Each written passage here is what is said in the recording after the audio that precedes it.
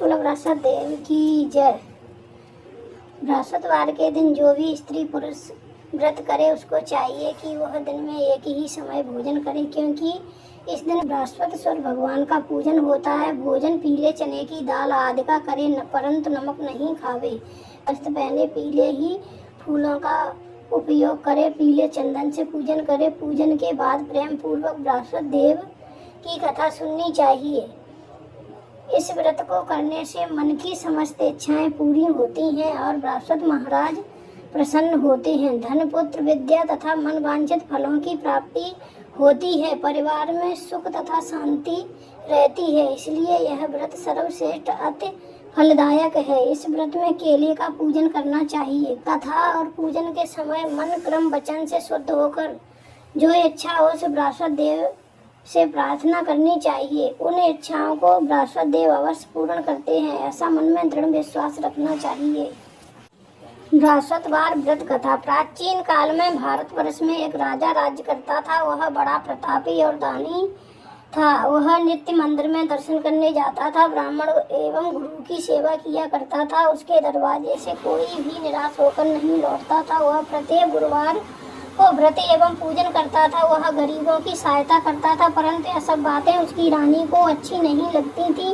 ना वह व्रत करती और ना ही किसी को पैसा दान में देती थी तथा राजा को भी ऐसा करने को मना किया करती थी। एक समय की बात है, राजा शिकार खेलने वन को गए हुए थे। घर पर रानी और रानी की दासी थी। उस समय गुरु बृहस्पति देव एक साधु का रूप धारण कर राजा के दरवाजे पर भिक्षा मांगने गए तथा भिक्षा मांगी तो रानी कहने लगी, हे साधु महाराज, मैं इस दान पुण्य से तंग आ गई हूँ। मुझसे तो घर का कार्य समाप्त नहीं होता। इस कार्य के लिए तो मेरे पतिदेव ही बहुत हैं। अब आप ऐसी कृपा करें कि यह सब धन नष्ट हो जाए तथा मैं आराम से रह सकूं। साधु बोले, हे देवी, तुम बड़ी विचित्र हो। संतान और धन से कोई दुखी नहीं होता है, इसको सभी चाहते हैं। पापी भी पुत्र और धन की इच्छा करता है। अगर आपके पास अधिक धन है तो भूखे मनुष्यों को भोजन कराओ, प्याऊ लगवाओ, ब्राह्मणों को दान दो, धर्मशाला बनवाओ, तालाब, बावड़ी, बाग बगीचा आदि के निर्माण कराओ, निर्धन मनुष्यों की कुंवारी कन्याओं को विवाह कराओ और अनेकों यज्ञादि धर्म करो। इस प्रकार के कर्मों से आपके कुल और आपका नाम परलोक में सार्थक हो जाएगा एवं स्वर्ग की प्राप्ति होगी।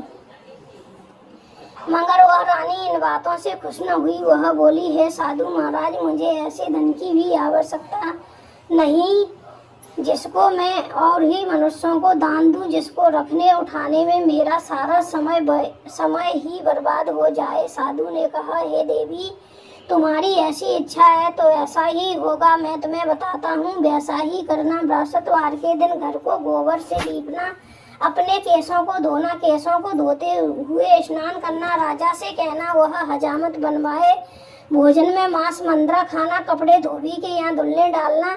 इस प्रकार 7 बृहस्पतिवार करने से तुम्हारा सब धन नष्ट हो जाएगा। ऐसा कहकर साधु महाराज वहाँ से अंतर ध्यान हो गए। रानी ने साधु के कहे अनुसार वैसा ही किया। 3 बृहस्पतिवार बीते थे कि उसका समाप्त धन नष्ट हो गया। वह भोजन के लिए दोनों समय तरसने लगे, सांसारिक भोगों से दुखी रहने लगे। तब वह राजा रानी से कहने लगा, रानी, तुम यहाँ पर रहो, मैं दूसरे देश जाता हूँ, क्योंकि यहाँ पर मुझे सभी मनुष्य जानते हैं, इसलिए कोई कार्य भी नहीं कर सकता। देश चोरी परदेश भीख बराबर है। ऐसा कहकर राजा परदेश चला गया। वहाँ जंगल जाता और लकड़ी काट कर लाता, शहर में बेचता। इस तरह जीवन व्यतीत करने लगा। इधर राजा के घर रानी और दासी दुखी रहने लगी। किसी दिन भोजन मिल जाता, किसी दिन जल पी कर ही रह जाती। एक समय रानी और दासी को 7 रोज बिना भोजन के व्यतीत हो गए तो रानी ने अपनी दासी से कहा, हे दासी, यहाँ पास के ही नगर में मेरी बहन रहती है। वह बड़ी धनवान है, तू उसके पास जा, वहाँ से 5 शेर बेजर मांग ला, जिससे कुछ समय के लिए गुजर हो जाएगी। इस प्रकार रानी की आज्ञा मानकर दासी उसकी बहन के पास गई। रानी की बहन उस समय पूजन कर रही थी, क्योंकि उस रोज बृहस्पतिवार था। जब दासी ने रानी की बहन को देखा और उससे बोली, हे रानी, मुझे तुम्हारी बहन ने भेजा है, मेरे लिए 5 शेर बेजर दे दो। इस प्रकार दासी ने अनेक बार कहा, परंतु रानी ने कुछ उत्तर नहीं दिया, क्योंकि वह उस समय बृहस्पतिवार की कथा सुन रही थी। इस प्रकार जब दासी को किसी प्रकार का उत्तर नहीं मिला तो वह बहुत दुखी हुई एवं क्रोध भी आया, परंतु वह बिना कुछ कहे लौटकर अपनी रानी के पास आकर बोली, हे रानी, तुम्हारी बहन तो बहुत ही घमंडी है, वह छोटे लोगों से बात भी नहीं करती, इसलिए उसने मेरी बात का कोई उत्तर नहीं दिया, मैं वापस चली आई। रानी बोली, हे दासी, इसमें उसका कोई दोष नहीं है, जब बुरे दिन आते हैं तब कोई सहारा नहीं देता, अच्छे बुरे का आपत्ति काल में ही पता लगता है। अब जो ईश्वर की इच्छा होगी वही होगा, यह हमारे भाग्य का दोष है। इधर उस रानी ने देखा कि मेरी बहन की दासी आई थी, परंतु मैं उससे नहीं बोली, इससे वह बहुत दुखी हुई होगी। यह सोचकर कथा और विष्णु भगवान का पूजन समाप्त कर वह रानी बहन के घर गई और अपनी बहन से कहने लगी, हे बहन, मैं बृहस्पतिवार का व्रत कर रही थी, तुम्हारी दासी गई, परंतु जब तक कथा होती है तब तक ना उठते हैं ना बोलते हैं, इसलिए मैं नहीं बोली, कहो दासी क्यों गई थी? रानी बोली, बहन, हमारे अनाज नहीं था, वैसे तुमसे कोई बात छिपी नहीं है, इस कारण मैंने दासी को तुम्हारे पास 5 शेर भेज लेने के लिए भेजा। बहन बोली, देखो, बृहस्पति भगवान सभी की मनोकामना पूर्ण करते हैं, शायद तुम्हारे घर में अनाज रखा हो। इस प्रकार के वचन जब रानी ने सुने तो घर के अंदर गई, वहां उसे एक घड़ा बेजर का भरा मिल गया। तब वह रानी और दासी बहुत खुशी हुई और दासी कहने लगी, हे रानी, देखो, वैसे हमको जब भोजन नहीं मिलता तो हम रोज ही व्रत करते हैं, अगर इनसे बृहस्पतिवार के व्रत की विधि और कथा पूछ ली जाए तो इसे हम भी किया करेंगे। तब उस रानी ने अपनी बहन से पूछा, हे बहन, बृहस्पतिवार के व्रत की कथा कैसे है तथा यह व्रत कैसे करना चाहिए? रानी की बहन ने कहा, बृहस्पतिवार के व्रत में चने की दाल मुनक्का से विष्णु भगवान का केले की जड़ में पूजन करे तथा दीपक जलावे, पीला भोजन करे तथा कहानी सुने, इससे बृहस्पति भगवान प्रसन्न होकर अन्न पुत्र धन देते हैं। इस प्रकार रानी और दासी दोनों ने निश्चय किया कि बृहस्पति भगवान का पूजन जरूर करेंगे। 7 दिन बाद जब बृहस्पतिवार आया तो उन्होंने व्रत रखा, घुड़सवार में जाकर चना गुड़ भी लाई तथा उसकी दाल से केले की जड़ में विष्णु भगवान का पूजन किया। अब भोजन पीला कहाँ से आए? बेचारी बड़ी दुखी हुई, परंतु उन्होंने व्रत किया था, इस कारण गुरु भगवान प्रसन्न थे। 2 थालों में सुंदर पीला भोजन लेकर आए और दासी को देखकर बोले, हे दासी, यह भोजन तुम्हारे और रानी के लिए, तुम दोनों खा लेना। दासी भोजन पाकर बड़ी प्रसन्न हुई और रानी से बोली, चलो रानी जी, भोजन कर लो। रानी को इस विषय में कुछ पता नहीं था, इसलिए वह दासी से बोली, तू ही भोजन कर, क्योंकि तू हमारे व्रत में हंसी उड़ाती है। दासी ने कहा, एक महात्मा हम दोनों को 2 थालों में भोजन दे गया है, इसलिए हम और तुम दोनों साथ साथ भोजन करेंगी। इस प्रकार रानी और दासी दोनों ने गुरु भगवान को नमस्कार कर भोजन प्रारंभ किया तथा अब वह प्रत्येक बृहस्पतिवार को गुरु भगवान का व्रत और विष्णु भगवान का पूजन करने लगी। बृहस्पति भगवान की कृपा से रानी और दासी के पास धन हो गया। रानी फिर उसी प्रकार आलस करने लगी। तब दासी बोली, रानी, तुम पहले इस प्रकार आलस करती थी, तुम्हें धन के रखने में कष्ट होता था, इस कारण सभी धन नष्ट हो गया। अब गुरु भगवान की कृपा से धन मिला है, फिर तुम्हें आलस होता है। बड़ी मुसीबतों के बाद हमने ये धन पाया है, इसलिए हमें दान पुण्य करना चाहिए तथा भूखे मनुष्यों को भोजन कराओ, प्याऊ लगवाओ, ब्राह्मणों को दान दो, कुआं तालाब आदि का निर्माण करवाओ, मंदिर पाठशाला बनवाकर दान दो, कुंवारी कन्याओं का विवाह करवाओ, धन को शुभ कर्मों में खर्च करो, जिससे तुम्हारे कुल का यश बढ़े तथा सुरक्षा की प्राप्ति हो। तब रानी ने इसी प्रकार कार्यक्रम करने प्रारंभ किए तो उनका यश फैलने लगा। एक दिन रानी और दासी विचार करने लगी, ना जाने राजा किस प्रकार से होंगे, उनकी कोई खबर नहीं। तब उन्होंने गुरु भगवान से प्रार्थना की। भगवान ने रात्रि में राजा को सपन में कहा, हे राजा, उठ, तेरी रानी तुझको याद करती है, अपने देश को चलो। राजा प्रातःकाल उठा और विचार करने लगा, स्त्री जात खात पहनने की संगिनी होती है, परंतु भगवान की आज्ञा मानकर वह अपने नगर के लिए चलने को तैयार हुआ। इससे पूर्वक जब राजा परदेश चला गया तो परदेश में दुखी रहने लगा। प्रतिदिन जंगल से लकड़ी बीन कर लाता और उन्हें शहर में बेचकर अपने दुखी जीवन को बड़ी कठिनता से व्यतीत करता था। एक दिन राजा दुखी होकर अपनी पुरानी बातों को याद करके रोने लगा। तब उस जंगल में बृहस्पति देव एक साधु का रूप धारण कर आए और राजा के पास आकर बोले, हे लकड़हारे, तुम इस सुनसान जंगल में किस चिंता में बैठे हो, मुझको बतलाओ। यह सुन राजा के नेत्रों में जल भर आया और साधु को वंदना कर बोला, हे प्रभु, आप सब कुछ जानने वाले हो।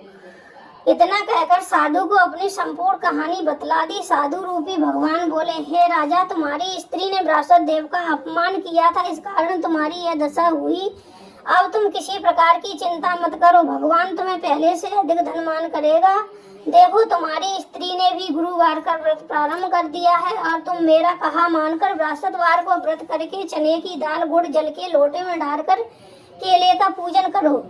फिर कथा सुनो, भगवान तुम्हारी सभी मनोकामनाओं को पूर्ण करेगा। साधु को प्रसन्न देखकर राजा बोला, हे प्रभु, मुझे लकड़ी बेचकर इतना पैसा नहीं मिलता जिससे भोजन करने के उपरांत कुछ बचा सकूं। मैंने रात्रि में अपनी रानी को व्याकुल देखा है, मेरे पास कुछ भी नहीं जिससे मैं उसकी खबर मंगा सकूं।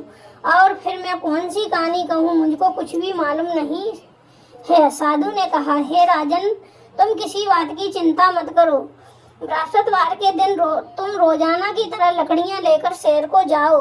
तुमको रोज से दुगना धन प्राप्त होगा, जिससे तुम भली भांति भोजन कर लोगे तथा बृहस्पति देव की पूजा का सामान भी आ जाएगा। और बृहस्पति देव की कहानी निम्न प्रकार से है। प्राचीन काल में एक ब्राह्मण रहता था, बहुत निर्धन था, उसके कोई संतान नहीं थी। उसकी स्त्री बहुत मलिनता के साथ रहती थी, स्नान न करती, न किसी देवता का पूजन करती, प्रातः काल उठते ही श्रुतम प्रथम भोजन करती, बाद में कोई अन्य कार्य करती थी। इससे ब्राह्मण देवता बड़े दुखी थे, बेचारे बहुत कुछ करते थे किंतु उसका कोई परिणाम नहीं निकलता था। भगवान की कृपा से ब्राह्मण की स्त्री के एक कन्या रूपी रत्न पैदा हुआ। वह कन्या अपने पिता के घर बड़ी होने लगी। वह बालिका प्रातः स्नान करके विष्णु भगवान का जप करती थी तथा बृहस्पतिवार को व्रत भी करती। अपने पूजन पाठ को समाप्त कर स्कूल जाती तो अपनी मुट्ठी में जौ भर के ले जाती और उनको पाठशाला के मार्ग में डालती जाती। तब ये सोने के हो जाते, लौटते समय उनको बीन कर घर ले आती थी। एक दिन वह बालिका सूम में सोने के जौं को फटक कर साफ कर रही थी। उसके पिता ने देख लिया और कहा, बेटी, सोने के जौं को फटकने के लिए सोने का सूप होना चाहिए। दूसरे दिन गुरुवार था। इस कन्या ने व्रत रखा और बृहस्पति देव से प्रार्थना करके कहा, हे प्रभु, मैंने आपकी पूजा सच्चे मन से की हो तो मेरे लिए सोने का सूप दे दो। बृहस्पति देव ने उसकी प्रार्थना स्वीकार कर ली। रोजाना की तरह वह कन्या जौ फैलाती हुई जाने लगी। जब लौटकर जौ बीन रही थी तो बृहस्पति देव की कृपा से सोने का सूप मिला। उसे वह घर ले आई और उससे जौ साफ करने लगी, परंतु उसकी माँ का वही ढंग रहा। एक दिन की बात है, कन्या सोने के सूप में सोने के जौ को फटक रही थी। उस समय उस शहर के राजा का पुत्र वहां होकर निकला। इस कन्या के रूप और कायर को देखकर मोहित हो गया तथा अपने घर आकर भोजन जल त्याग कर उदास ही लेट गया। राजा को जब इस बात का पता लगा तो अपने मंत्रियों के साथ उसके पास गए और बोले, हे बेटा, तुम्हें किस बात का कष्ट है? किसी ने अपमान किया है अथवा कोई कारण हो सो कहो, मैं वही कार्य करूंगा जिससे तुम्हें प्रसन्नता हो। अपने पिता की राजकुमार ने बातें सुनी तो वह बोला, मुझे आपकी कृपा से किसी बात का दुख नहीं है, ना मेरा किसी ने अपमान किया है, परंतु मैं उस लड़की से विवाह करना चाहता हूँ जो सोने के सूप में सोने के जौ को फटक कर साफ कर रही थी। यह सुन राजा आश्चर्य में पड़ा और बोला, हे बेटा, इस तरह की कन्या का पता तुम ही लगाओ, मैं उसके साथ तेरा विवाह अवश्य ही करवा दूंगा। राजकुमार ने उस लड़की के घर का पता बतलाया। तब मंत्री उस लड़की के घर गए और ब्राह्मण देवता को सभी हाल बतलाया। ब्राह्मण देवता राजकुमार के साथ अपनी कन्या का विवाह करने के लिए तैयार हो गया तथा विधि विधान के अनुसार ब्राह्मण की कन्या का विवाह राजकुमार के साथ हो गया। कन्या के घर से जाते ही पहले की भांति उस ब्राह्मण के घर में गरीबी का निवास हो गया। अब भोजन के लिए अन्न भी बड़ी मुश्किल से मिलता था। एक दिन दुखी होकर ब्राह्मण देवता अपनी पुत्री के पास गए। बेटी ने पिता की दुखी अवस्था को देखा और अपनी माँ का हाल पूछा। तब ब्राह्मण ने सभी हाल कहा। कन्या ने बहुत सा धन देकर अपने पिता को विदा कर दिया। इस तरह ब्राह्मण का कुछ समय सुखपूर्वक व्यतीत हुआ। कुछ दिन बाद फिर वही हाल हो गया। ब्राह्मण फिर अपनी कन्या के यहाँ गए और सभी हाल कहा। लड़की बोली, हे पिताजी, आप माताजी को लिवा लाओ, मैं उन्हें बता दूंगी जिससे तुम्हारी गरीबी दूर हो जाएगी, जिससे गरीबी दूर हो जाएगी। वह ब्राह्मण देवता अपनी स्त्री को साथ लेकर पहुंचे तो पुत्री अपनी माँ को समझाने लगी, हे माँ, तुम प्रातःकाल उठकर सर्वप्रथम प्रथम स्नान करके विष्णु भगवान का पूजन किया करो, सब दरिद्रता दूर हो जाएगी। परंतु उसकी माँ ने एक भी बात नहीं मानी और प्रातःकाल उठकर अपनी पुत्री के बच्चों की जूठन को उठाकर खा लिया। यह देखकर उसकी पुत्री को भी बहुत गुस्सा आया और एक रात कोठरी से सभी सामान निकालकर उसमें अपनी माँ को बंद कर दिया। प्रातःकाल उसमें से निकाला तथा स्नान करा के पाठ कराया तो उसकी माँ की बुद्धि ठीक हो गई और फिर प्रत्येक बृहस्पतिवार को व्रत रखने लगी। इस व्रत के प्रभाव से उसकी माँ भी बहुत ही धनवान तथा पुत्रवती हो गई और वह बृहस्पति जी के प्रभाव से स्वर्ग को प्राप्त हुई तथा ब्राह्मण भी सुखपूर्वक श्लोक के सुख भोग कर स्वर्ग को प्राप्त हुए। इस तरह कहानी कहकर साधु देवता वहां से अलोप हो गए। धीरे धीरे समय व्यतीत होने पर फिर बृहस्पतिवार का दिन आया। राजा जंगल से लकड़ी काटकर शहर में बेचने गया। उसे उस दिन से अधिक पैसा मिला। राजा ने चना गुड़ लाकर बृहस्पतिवार का व्रत किया। उस दिन से उसके सभी दुख दूर हो गए। परंतु जब दोबारा बृहस्पतिवार का दिन आया तो वह बृहस्पतिवार का व्रत करना भूल गया। इस कारण बृहस्पति भगवान नाराज हो गए। उस दिन उस नगर के राजा ने विशाल यज्ञ का आयोजन किया तथा शहर में यह घोषणा करा दी कि कोई भी मनुष्य अपने घर भोजन न बनाए, न आग जलाए। समाप्त जनता मेरे यहाँ भोजन करने आए। इस यज्ञ को जो न मानेगा उसके लिए फांसी की सजा दी जाएगी। इस तरह की घोषणा संपूर्ण नगर में करवा दी गई। राजा की आज्ञा अनुसार शहर के सभी लोग भोजन करने गए, लेकिन लकड़हारा कुछ देर से पहुंचा, इसलिए राजा उसको अपने साथ घर ले गए।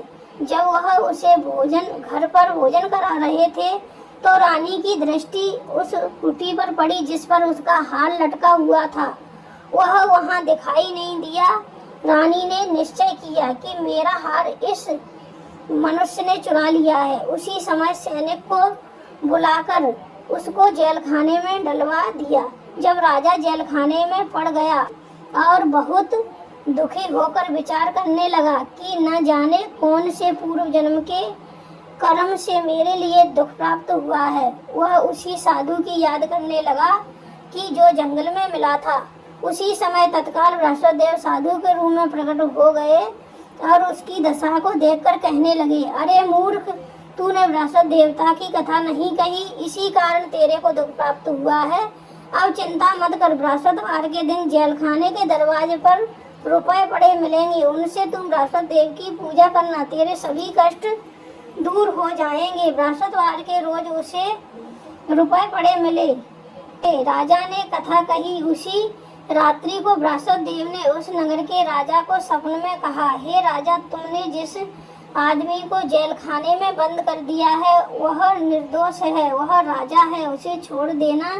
रानी का हार उसी खुटी पर लटका हुआ है। अगर तू ऐसा नहीं करेगा तो मैं तेरे राज्य को नष्ट कर दूंगा। इस तरह रात्रि के सपन को देखकर राजा प्रातःकाल उठा और खुटी पर हाथ देखकर लकड़हारे को बुलाकर क्षमा मांगी तथा राजा के योग्य सुंदर वस्त्र भूषण देकर विदा कर दिया। साधु की आज्ञा अनुसार राजा अपने नगर के लिए चल दिया। राजा नगर के निकट पहुंचा तो उसे बड़ा ही आश्चर्य हुआ। नगर में पहले से अधिक बाग, तालाब और कुएं, धर्मशाला, बहुत सी धर्मशाला, मंदिर बन गए हैं। राजा ने पूछा, यह किसका बाग और धर्मशाला है? तब नगर के सब लोग कहने लगे, यह सब रानी और बांदी के हैं। तो राजा को आश्चर्य हुआ और गुस्सा भी आया। जब रानी ने यह खबर सुनी कि राजा आ रहे हैं तो उसने अपनी दासी से कहा, हे दासी, देख राजा हमको कितनी बुरी हालत में छोड़ गए, कहीं हमारी ऐसी हालत देखकर लौट न जाएं, इसलिए तुम दरवाजे पर खड़ी हो जा। रानी की आज्ञा अनुसार दासी दरवाजे पर खड़ी हो गई। राजा आए तो उन्हें लिवा लाई। तब राजा ने क्रोध करके अपनी तलवार निकाली और पूछने लगे, यह बताओ, ये धन तुम्हें कैसे प्राप्त हुआ है? तब उन्होंने कहा, हमें यह सब धन बृहस्पति देव के व्रत के प्रभाव से प्राप्त हुआ है। राजा ने निश्चय किया कि 7 रोज बाद तो सभी बृहस्पति देव का पूजन करते हैं, परंतु मैं रोजाना दिन में 3 बार कहानी कहा करूँगा।